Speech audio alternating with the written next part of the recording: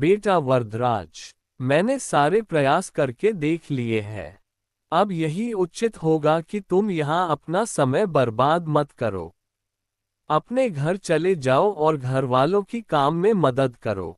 कहानी शुरू करने से पहले हमारे चैनल कहानियाँ 7.4 को प्लीज सब्सक्राइब एंड लाइक अवश्य करें ताकि हमें मोटिवेशन मिलता रहे ताकि आप लोगों के लिए नया नया कहानी लाता रहूं। आइए कहानी शुरू करते हैं। प्राचीन समय में विद्यार्थी गुरुकुल में रहकर ही पढ़ा करते थे। बच्चे को शिक्षा ग्रहण करने के लिए गुरुकुल में भेजा जाता था। बच्चे गुरुकुल में गुरु के सानिध्य में आश्रम की देखभाल किया करते थे और अध्ययन भी किया करते थे। वरदराज को भी सभी की तरह गुरुकुल भेज दिया गया। वहां आश्रम में अपने साथियों के साथ घुलने मिलने लगा, लेकिन वह पढ़ने में बहुत ही कमजोर था। गुरुजी की कोई भी बात उसके बहुत कम समझ में आती थी। इस कारण सभी के बीच वह उपहास का कारण बनता है।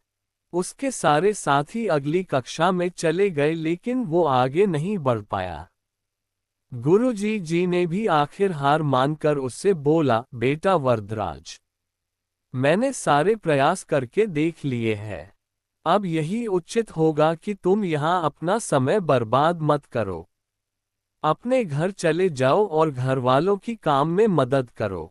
वरदराज ने भी सोचा कि शायद विद्या मेरी किस्मत में नहीं है और भारी मन से गुरुकुल से घर के लिए निकल गया।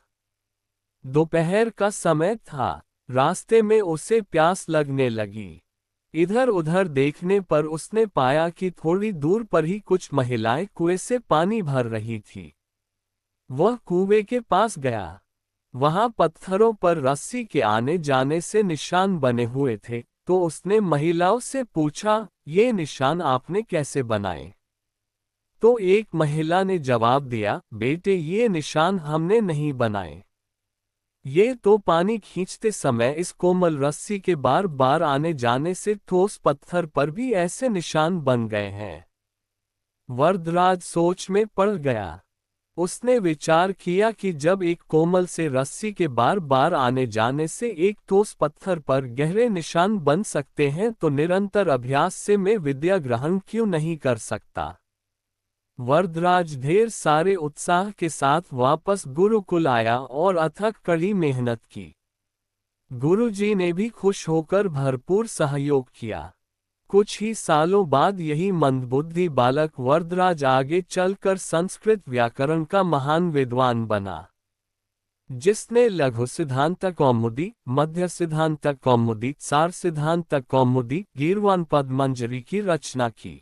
शिक्षा मॉरल दोस्तों, अभ्यास की शक्ति का तो कहना ही क्या है। यह आपके हर सपने को पूरा करेगी। अभ्यास बहुत जरूरी है, चाहे वो खेल में हो या पढ़ाई में या किसी और चीज में। बिना अभ्यास के आप सफल नहीं हो सकते हो। अगर आप बिना अभ्यास के केवल किस्मत के भरोसे बैठे रहोगे तो आखिर में आपको पछतावे के सिवा और कुछ हाथ नहीं लगेगा। इसलिए अभ्यास के साथ धैर्य, परिश्रम और लगन रखकर आप अपनी मंजिल को पाने के लिए जुट जाए।